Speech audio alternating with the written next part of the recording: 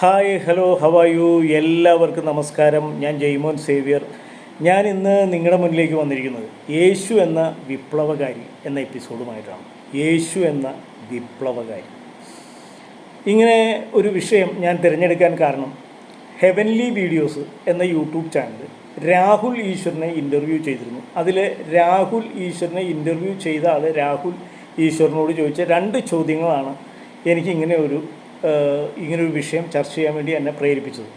അപ്പോൾ ഒന്ന്, ബൈബിൾ എന്ന പുസ്തകത്തിൻ്റെ ചരിത്രമെന്ത്? 2, യേശു ചരിത്ര പുരുഷനാണ്.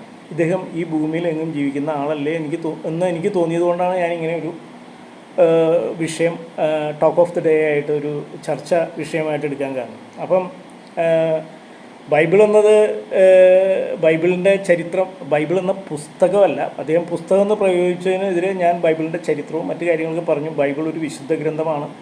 യഹൂദ മതത്തിൻ്റെയും ക്രിസ്തു മതത്തിൻ്റെയും വിശുദ്ധ ഗ്രന്ഥമാണ് ബൈബിൾ.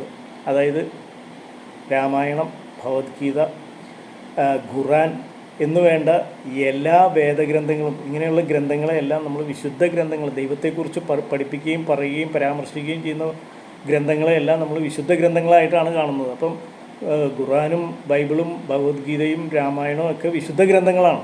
അപ്പം അങ്ങനെ വേണം നമ്മൾ പ്രയോഗിക്കാൻ. അത് ഞാൻ വിശദമായിട്ട് പറഞ്ഞു കഴിഞ്ഞു. പിന്നെ യേശു ചരിത്ര പുരുഷനാണോ എന്നുള്ളതാണ് കഴിഞ്ഞ എപ്പിസോഡ് മുതൽ അത് പറഞ്ഞു വരുന്നുണ്ട്. യേശുവിൻ്റെ ജനനം, യേശുവിൻ്റെ പേര്, യഥാർത്ഥ പേര്, യേശുവിൻ്റെ പ്രവർത്തന മണ്ഡലം, യേശു എന്ന ആത്മീയ ഗുരുവും സാമൂഹിക പരിഷ്കർത്താവും, യേശു എന്ന ധർമ്മഗുരുവിനെ കുറിച്ചൊക്കെ നമ്മൾ വിശദമായി പറഞ്ഞുകൊണ്ടിരിക്കുകയാണ്. അതിൻ്റെ തുടർച്ചയാണ് ഇപ്പോൾ ഈ പറഞ്ഞു വരുന്ന കാര്യങ്ങൾ. അപ്പോൾ യേശു എന്ന വിപ്ലവകാരിയാണ് നമ്മൾ ഈ എപ്പിസോഡിൽ പരിചയപ്പെടുത്തുന്നത്. ദൈവവിരുദ്ധ തെറ്റായ കാര്യങ്ങൾ പഠിപ്പിക്കുകയും പ്രചരിപ്പിക്കുകയും ചെയ്തവർക്കെതിരെ അന്നത്തെ കാലത്ത് ശക്തിയായി ഈസ എന്ന് പറയുന്നത് യേശുവിൻ്റെ യഥാർത്ഥ പേര്, അന്ന് നസ്രായർ വിളിച്ചിരുന്ന ഈസ എന്നാണ്. അപ്പോൾ ഈസ എന്ന യേശു ശക്തിയായി പ്രതികരിക്കുകയും വൈവിധ്യം ഉയർത്തി കാണിക്കുകയും ചെയ്തു. ഈസ ഏകദൈവ വിശ്വാസിയായിരുന്നു. യേശു ഏകദൈവ വിശ്വാസിയായിരുന്നു. ഏകദൈവ തത്വം പകർന്നു കൊടുക്കുകയും മറ്റുള്ളവർക്ക് അദ്ദേഹം ചിന്തിച്ചിരുന്ന, അല്ലെങ്കിൽ അദ്ദേഹം ഫോളോ അപ്പ് ചെയ്തിരുന്ന കാര്യം ഏകദൈവ വിശ്വാസം പകർന്നു കൊടുക്കുകയും ദൈവത്തെക്കുറിച്ച് തെറ്റായ ധാരണകൾ പറഞ്ഞു പഠിപ്പിച്ചിരുന്ന ആളുകളിൽ നിന്ന് അവരെ പിന്തിരിപ്പിക്കാനും ശ്രമിച്ചിരുന്നു.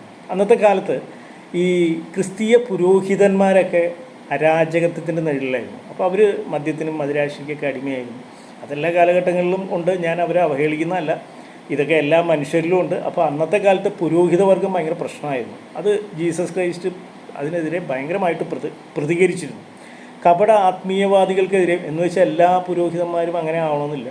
നല്ല പുരോഹിതന്മാർ, ഇപ്പോൾ ഞങ്ങളുടെ ഫാമിലിയിലും പുരോഹിതന്മാരൊക്കെ ഉണ്ട്. അപ്പം എല്ലാ പുരോഹിതന്മാരും അങ്ങനെ ആവണമെന്നില്ല. അപ്പോൾ ഇനി അവരും തെറ്റിദ്ധരിക്കേണ്ട, പുരോഹിതരെല്ലാം മോശമാണെന്നില്ല. ഇതിൽ അന്നത്തെ കാലത്തുണ്ടായിരുന്ന പുരോഹിതരെ കുറിച്ചാണ് ഈ പറഞ്ഞു വരുന്നത്. അപ്പോൾ കപട ആത്മീയവാദികൾക്കെതിരെ യേശു എന്ന ഈസ ആഞ്ഞടിച്ചു. അന്നത്തെ കാലത്ത് പുരോഹിതവർഗം കുത്തഴിഞ്ഞ ജീവിതം നടത്തിയിരുന്നു. പുരോഹിതവർഗത്തിലും ആത്മീയതയിലും ദൈവവിശ്വാസത്തിലുമൊക്കെ വലിയ അരാജകത്വം നിലകൊണ്ടിരുന്നു. ദേവാലയങ്ങളും ആരാധനാലയങ്ങളും സിനഗോഗുകളും പലരും ദുരുപയോഗം ചെയ്തിരുന്നു. ദുരുപയോഗം ചെയ്യുകയെന്ന് പറഞ്ഞാൽ ദേവാലയങ്ങളിൽ ഇപ്പോൾ നമ്മൾ തന്നെ ഇവിടെയുള്ള പള്ളിപ്പെരുന്നാൾ വരുമ്പോൾ പെരുന്നാൾ സൈഡിലൊക്കെ റോഡ് മുഴുവൻ വെച്ചുവാണിപ്പക്കാർ, കച്ചവടക്കാർ ഒക്കെ പലതരത്തിലുള്ള കച്ചവടക്കാരെ നിരത്തി അതിൽ നിന്ന് പള്ളിക്ക് വരുമാനം കിട്ടുന്നുണ്ട്. അപ്പം അങ്ങനെയുള്ള അന്നത്തെ നടത്തിപ്പുകാർ ഈ വാണിഭം സ്ഥിരമായിട്ട് പള്ളിയുടെ പരിസരത്ത് നടത്തുവാനായിട്ടുള്ള അനുവാദം കൊടുക്കുകയും ചിലരെ സ്ഥലം തികയാതെ വന്നപ്പോൾ പള്ളിയുടെ അകത്തേക്ക്, ദേവാലയത്തിൻ്റെ അകത്തേക്ക് കച്ചവടം നടത്താൻ വേണ്ടിയിട്ട് സൗകര്യം ചെയ്തു കൊടുക്കുക. അതിന് അവർ ദേവാലയത്തിൻ്റെ കമ്മിറ്റിക്കാർ പൈസ പിരിക്കുകയും ചെയ്തിരുന്നു.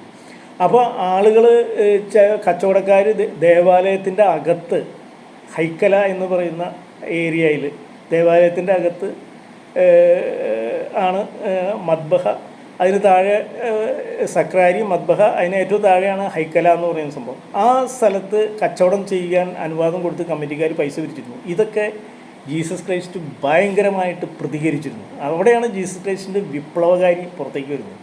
അപ്പോൾ പള്ളിയുടെ അകത്തും ചിലർ കച്ചവടം നടത്തും. യേശു അവരെ എല്ലാവരെയും ചാട്ടവാറെടുത്ത് അടിച്ച് പായിച്ചു, ഓടിച്ചു. അപ്പോൾ ഇത് പള്ളിയിൽ വാണിഭം നടത്താൻ കച്ചവടം നടത്താനുള്ളതല്ല, പള്ളി പ്രാർത്ഥനയ്ക്കുള്ളതാണ്, ദേവാലയം പ്രാർത്ഥനയ്ക്കുള്ളതാണെന്നുള്ളത് കൃത്യമായിട്ടുള്ള ബോധം ഉണ്ടായിരുന്നുകൊണ്ട് ക്രിസ്തു പ്രതികരിച്ചു, ഈസ പ്രതികരിച്ചു. അതുപോലെ തന്നെ ദൈവം അവിടെയുണ്ട് ഇവിടെയുണ്ടെന്ന് പറയുന്നവരെ ഒക്കെ അങ്ങനെ പറഞ്ഞ് മനുഷ്യരെ തെറ്റിദ്ധരിപ്പിച്ചിരുന്നു. ദൈവം അങ്ങനെയാണ്, ദൈവം ഇങ്ങനെയാണ്, ദൈവം മറ്റേ ഇതിൽ കിട്ടും, ദൈവം ഇങ്ങനെ ചെയ്തു കഴിഞ്ഞാൽ ദൈവത്തെ നമുക്കിവിടെ കൊണ്ടുവരാം. അത് പല ഇപ്പോൾ ഈ പറഞ്ഞ പോലെ കുരുതി കൊടുക്കുക, അങ്ങനെയുള്ള പരിപാടികളൊക്കെ ഉണ്ടല്ലോ. അപ്പോൾ അങ്ങനെയൊക്കെയുള്ള തെറ്റായിട്ടുള്ള ഈ ആചാരങ്ങൾക്കെതിരെ, തെറ്റായിട്ട് ദൈവത്തെക്കുറിച്ച് പറഞ്ഞു പഠിപ്പിച്ചവർക്കെതിരെയൊക്കെ യേശു ഭയങ്കരമായിട്ട് ശക്തിയായിട്ട് പ്രതികരിച്ചിരുന്നു. അതുപോലെ യേശു ശക്തിയായി പ്രതികരിച്ചു കറുത്ത യുഗത്തിന്. അപ്പോൾ അത് ശരിക്കും പറഞ്ഞാൽ ഈ ഒരു വിപ്ലവം തന്നെ അദ്ദേഹം ഒരു വിപ്ലവകാരി ആവാനുള്ള കാരണം ഒരു കറുത്ത യുഗത്തിന് തിരശീലയിട്ട് പുതിയൊരു യുഗം സൃഷ്ടിക്കാൻ യേശുവ ശ്രമിച്ചു. ഒടുവിൽ യേശുവ താൻ ദൈവപുത്രനാണെന്ന്. അപ്പോൾ ഈ കറുത്ത യുഗം എന്ന് പറഞ്ഞാൽ ഒരു യുഗാന്തം അദ്ദേഹം സ്വപ്നം കണ്ടു. അപ്പോൾ ഈ ഒരു കറുത്ത യുഗം കൊള്ളില്ലാത്ത ഒരു മനുഷ്യൻ, കുത്തഴിഞ്ഞ ജീവിതം, മനുഷ്യനും പുരോഹിതവർഗം മനുഷ്യനെ പറ്റിക്കുന്നു, മനുഷ്യൻ പുരോഹിതവർഗത്തെ പറ്റിക്കുന്നു, മനുഷ്യനെ ഭരണകർത്താക്കൾ, റോമാ സാമ്രാജ്യം തന്നെ അവിടെയുള്ള മനുഷ്യരെ ഭയങ്കരമായിട്ട് ചൂഷണം ചെയ്തിരുന്നു. അപ്പോൾ ഇതിനെതിരെയാണ് അദ്ദേഹം ശക്തിയായിട്ട് പ്രതികരിച്ചത്. അപ്പോൾ പ്രതികരിച്ചിട്ട് ഇത് ഇങ്ങനെ ഇദ്ദേഹത്തിൻ്റെ പ്രവർത്തനങ്ങളും ഇദ്ദേഹം ഇങ്ങനെ ആളുകളോട് പ്രശ്നം ഉണ്ടാക്കിയപ്പോൾ ചോദിച്ചു, അപ്പോൾ ദൈവം അവിടെ ഇല്ല. ദൈവം എന്ന് പറഞ്ഞ സംഭവം അന്ന് മനുഷ്യരുടെ ഇടയിൽ, ആ യുഗത്തിൽ മനുഷ്യരുടെ ഇടയിൽ ഇല്ലായിരുന്നു. അപ്പം നിങ്ങളാരാണ്, നിങ്ങൾക്ക് എന്താ ഇതിന് അധികാരം, നിങ്ങൾ ഇങ്ങനെയൊക്കെ ചെയ്യുമെന്ന് ചോദിച്ചപ്പോൾ അദ്ദേഹം പറഞ്ഞു, ഞാൻ ദൈവപുത്രനാണ്, മിശിഹായാണ്, ഞാൻ യേശു ക്രിസ്തുവാണ് എന്ന് പറഞ്ഞു. അപ്പോൾ അവിടെ അദ്ദേഹം ഉള്ള സത്യം വെളിപ്പെടുത്തി, അദ്ദേഹത്തിൻ്റെ ഉള്ളിൽ കിടന്ന കാര്യം അദ്ദേഹം പുറത്തേക്ക് പറഞ്ഞു. അതാണ് അദ്ദേഹത്തിൻ്റെ വിപ്ലവകാരിയെ പുറത്തേക്ക് വരാനുള്ള കാരണവും ആ മനുഷ്യൻ്റെ ആ ഒരു നെഗറ്റീവ് വൈബിലാണ് അദ്ദേഹം യേശു ക്രിസ്തുവിലുള്ള വിപ്ലവകാരി പുറത്തേക്ക് വന്നത്. അദ്ദേഹം വിളിച്ചു പറഞ്ഞു, ഞാൻ ദൈവപുത്രനാണ് എന്ന് പറഞ്ഞു. ഈസായുടെ പ്രവർത്തന മണ്ഡലം പിന്നീട് അങ്ങോട്ട് ഗലീലയിലെ നസ്രത്തിൽ നിന്ന് തുടങ്ങി തൻ്റെ 30-ാമത്തെ വയസ്സിൽ യോർദാൻ നദിക്കരയിൽ നിന്ന് ജ്ഞാനസ്നാനം സ്വീകരിക്കുകയും തുടർന്ന് തൻ്റെ പരസ്യജീവിതം ആരംഭിക്കുകയും ചെയ്യുകയായിരുന്നു. അത് തുടർന്നങ്ങോട്ട് ആ പരസ്യജീവിതത്തിലാണ് അദ്ദേഹം ഇങ്ങനെയുള്ള കാര്യങ്ങൾ കൂടുതൽ ശക്തിയായിട്ട് മനുഷ്യരിലേക്ക് പ്രയോഗിച്ചത്. ശക്തിയായിട്ട് 3 വർഷക്കാലം അദ്ദേഹത്തിൻ്റെ വെറും 3 വർഷക്കാലമാണ് അദ്ദേഹത്തിൻ്റെ പരസ്യ ജീവിതം ഉണ്ടായിരുന്നത്. 30 വയസ്സും ഒരു 33 വയസ്സ് വരെ. ഈ 3 വർഷക്കാലമാണ് അദ്ദേഹം ഏറ്റവും കൂടുതൽ വിപ്ലവകരമായിട്ടുള്ള കാര്യങ്ങൾ. അദ്ദേഹം ഒരു 10-12 ശിഷ്യന്മാരെ കൂടെ കൂട്ടി അദ്ദേഹത്തിൻ്റെ പ്രവർത്തനവും കാര്യങ്ങളും അദ്ദേഹത്തിൻ്റെ വാക്കുകളും അദ്ദേഹത്തിൻ്റെ പ്രസംഗങ്ങളും അധ്യാപനവും ഒക്കെ കണ്ടിട്ട്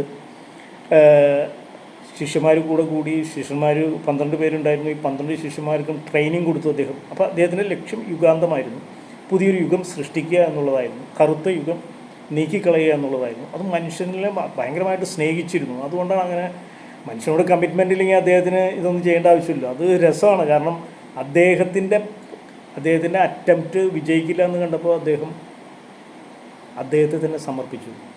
അതാണ് അദ്ദേഹത്തിൻ്റെ ഏറ്റവും വലിയ ഫ്ലോപ്പും ഏറ്റവും വലിയ വിജയവും.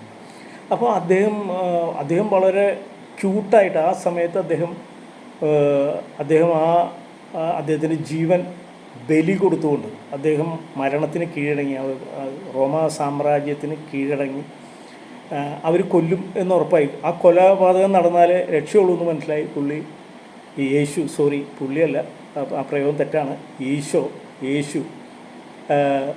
അദ്ദേഹത്തെ തന്നെ ഏൽപ്പിച്ചു കൊടുത്ത് അത് അദ്ദേഹത്തിൻ്റെ പ്രവർത്തനം ഗലീലയിലും യൂദായിലുമായിട്ട് 3 വർഷക്കാലം നീണ്ടു നിന്നു. ഒടുവിൽ വിശുദ്ധ നഗരമായ ജെറുസലേമിൽ അത് കുരിശിൽ അവസാനിക്കുകയായിരുന്നു. ഈ കുരിശിൽ മരിച്ച ജീസസ് ക്രൈസ്റ്റ് പിന്നീട് ഉയർത്തെഴുന്നേറ്റു എന്നാണ് ക്രിസ്ത്യാനികൾ വിശ്വസിക്കുന്നത്. ആ ഉയർത്തെഴുന്നേൽപ്പ് എല്ലാ ക്രിസ്ത്യാനികളിലും ഉണ്ട്. അതാണ് ജീസസിൻ്റെ പവർ. ആ ഒരു പുനരുദ്ധാനം അത് എല്ലാവരിലും ഉണ്ട്. അപ്പോൾ ഇത് ശരിക്കും ഈ പുനരുദ്ധാനം എന്ന് പറയുന്നത് വലിയൊരു കാര്യമാണ്. അപ്പോൾ അത് മറ്റാർക്കും കിട്ടാത്ത യേശുവിൻ്റെ അത്ഭുതങ്ങളിലെ ഒരു അത്ഭുതം, ഏറ്റവും വലിയ അത്ഭുതമാണ് പുനരുദ്ധാനം. ആത്മാവിന് മരണമില്ല, ശരീരത്തിനേ മരണമുള്ളൂ. അദ്ദേഹത്തിൻ്റെ ആത്മാവിനെ നശിപ്പിക്കാൻ യഹൂദർക്ക് കഴിഞ്ഞില്ല എന്നുള്ളതാണ് സത്യം. ഈസയുടെ പഠനങ്ങൾക്കും യഹൂദ മതത്തിൻ്റെ തത്വങ്ങളിലും ഈസയുടെ പഠനങ്ങൾ യഹൂദ മതത്തിൻ്റെ തത്വങ്ങളിലും വിശ്വാസങ്ങളിലും അടിയുറച്ചതായിരുന്നുവെങ്കിലും അക്കാലത്തെ മത നേതൃത്വത്തിന് രസിക്കുന്നതായിരുന്നില്ല. ആ പഠനങ്ങളുടെ ഊന്നൽ പോരാഞ്ഞ് ഈസ യൂദ പ്രമാണികളും റോമൻ അധികാരികളുമായി ഏറ്റുമുട്ടുമെന്ന് അവർ ഭയന്നു. യഹൂദരും യഹൂദ പുരോഹിതന്മാരും റോമൻ അധികാരികളും ഭയന്നു. യേശു നമുക്ക് ഭീഷണിയാകും, യേശു ഒരു വിപ്ലവം തന്നെ, യേശു എന്ന വിപ്ലവകാരി ഒരു വിപ്ലവം തന്നെ ഉണ്ടാക്കുമെന്ന് അദ്ദേഹം ആ സമയത്ത് ഈ ആത്മീയ ഗുരു വിപ്ലവത്തിലേക്ക് സഞ്ചരിച്ചു. അപ്പോൾ ഭയന്നു. അപ്പോൾ ഈസ പഠിപ്പിച്ചവരും ഈസയെ പഠിച്ചവരും നിരീക്ഷിച്ചവരും ഈസ എന്ന ആത്മീയ ഗുരുവിനെ അനുഭവിച്ചറിഞ്ഞവരും ആ ത്യാഗം, സ്നേഹം, കരുണ, ആ സ്നേഹം, ത്യാഗം, കരുണ, അനുകമ്പ, സഹനം, ഈ കാര്യങ്ങൾ അനുഭവിച്ചറിഞ്ഞവരും ഈസയെ പിന്തുടരുന്നുണ്ടായിരുന്നു. ഇവനാണ് യഥാർത്ഥ ക്രിസ്തുവെന്നും, അതായത് അഭിഷിക്തൻ, യഥാർത്ഥ ക്രിസ്തുവെന്നും പ്രവാചകനെന്നും ദൈവപുത്രനെന്നും മിശിഹ എന്നും തിരിച്ചറിഞ്ഞ് അവർ വിശ്വസിച്ചു. അവർ അവനെ യേശു ക്രിസ്തു എന്ന് വിളിച്ചു. യേശു ക്രിസ്തു മനുഷ്യപുത്രനും ഈശ എന്ന വ്യക്തിയെ ഈസ ക്രിസ്തു എന്നുള്ള പേര്, അഭിഷിക്തൻ എന്നുള്ള പേര് ചേർത്ത് അന്നു മുതൽ മനുഷ്യൻ വിളിച്ചു. യേശുവിനെ മനസ്സിലാക്കിയ ആളുകൾ വിളിച്ചു പറഞ്ഞു. ഇവനാണ് ദൈവപുത്രനെന്നും അവർ അനുഭവിച്ചറിഞ്ഞു. ഇവൻ ദൈവപുത്രനാണെന്നുള്ളത് അവർ തിരിച്ചറിഞ്ഞു. അന്ന് അദ്ദേഹത്തിന് സഹവർത്തിച്ച ആൾക്കാർ, അദ്ദേഹത്തെ മനസ്സിലാക്കിയ ആളുകൾ, അത്രയും അടുത്തറിയാവുന്ന ആളുകൾ ജീസസ് ദൈവപുത്രനാണ്, യേശു ദൈവപുത്രനാണെന്നും തിരിച്ചറിഞ്ഞു. ചിലർ പറഞ്ഞു അവൻ ഏലിയാണെന്നും, മറ്റു ചിലർ പറഞ്ഞു മിശിഹയാണെന്നും, ചിലർ പറഞ്ഞു ഇവൻ പ്രവാചകനെ പോലെ സംസാരിക്കുന്നു, ഇവൻ പ്രവാചകനാണെന്ന് പറഞ്ഞു. ഇവൻ ദൈവപുത്രനാണെന്ന് പറഞ്ഞു. യഹൂദ ജനതയെ ചൂഷണം ചെയ്യുന്ന റോമാ സാമ്രാജ്യത്തിനും യഹൂദ പ്രമാണികൾക്കുമെതിരെ യേശുക്രിസ്തുവിൻ്റെ അനുയായികളായ വലിയ സംഘത്തെ സംഘടിപ്പിച്ച് യേശുക്രിസ്തു ആക്രമണം വിട്ടേക്കുമെന്ന് അവർ ഭയന്നു. പക്ഷേ യേശുക്രിസ്തു പ്രതികരിച്ചെങ്കിലും ഒരു ആക്രമണകാരി ആയിരുന്നില്ല. പക്ഷേ റോമാ സാമ്രാജ്യം അങ്ങനെ ഭയന്നു. പക്ഷേ ഒരു പുതിയ യുഗം സ്വപ്നം കണ്ടിരുന്ന, ഒരു യുഗാന്തം സ്വപ്നം കണ്ടിരുന്ന യേശുക്രിസ്തു അത് നേടിയെടുക്കാൻ വേണ്ടി ഭയങ്കരമായിട്ട് അദ്ദേഹത്തിൻ്റെ ശിഷ്യന്മാർക്ക് ട്രെയിനിങ് കൊടുത്ത് പരിശ്രമിച്ചു. കാരണം മനുഷ്യകുലത്തിനെ രക്ഷിക്കണം. മനുഷ്യകുലം ഭയങ്കര അരാജകത്വത്തിലേക്ക് നീങ്ങിക്കൊണ്ടിരിക്കുകയാണ്. അപ്പോൾ അതിനുവേണ്ടി അദ്ദേഹം കിണഞ്ഞ് പരിശ്രമിച്ചു. ആ കിണഞ്ഞ് പരിശ്രമിക്കൽ അദ്ദേഹം അതിനു വേണ്ടിയിട്ട് നയതന്ത്രപരമായിട്ട് വിപ്ലവത്തിലൂടെയോ അല്ലെങ്കിൽ മറ്റേതെങ്കിലും മാർഗത്തിലൂടെയോ അധികാരികളുടെ കണ്ണ് തുറപ്പിക്കണമെന്ന് ഉറച്ച തീരുമാനം അദ്ദേഹത്തിനുണ്ടായിരുന്നു. അപ്പോൾ അദ്ദേഹം ആ തീരുമാനം വെച്ചിട്ട് പ്രവർത്തിച്ചു. അപ്പോഴാണ് റോമാ സാമ്രാജ്യം ഭയന്നത്. അപ്പോൾ അത് റോമാ സാമ്രാജ്യം ഭയന്നു എന്ന് പറഞ്ഞാൽ അതിൽ റോമാ സാമ്രാജ്യത്തിലുള്ള അധികാരികളെ ഉപദേശിക്കാൻ മറ്റു പലരും ഉണ്ടായിരുന്നു. അവിടെ അവർ പറഞ്ഞു ഇവൻ അപകടകാരിയാണ്. ഓക്കെ ഗൈസ്, ഞാൻ ഈ എപ്പിസോഡ് ഇവിടെ വൈൻഡപ്പ് ചെയ്യുകയാണ്. അടുത്ത എപ്പിസോഡിൽ യേശുവിൻ്റെ മറ്റൊരു മുഖവുമായിട്ട് ഞാൻ നിങ്ങളുടെ മുന്നിലേക്ക് വരും. Thank you guys. എന്നെ വാച്ച് ചെയ്ത എല്ലാവർക്കും നന്ദി, നമസ്കാരം, ഗുഡ് ബൈ.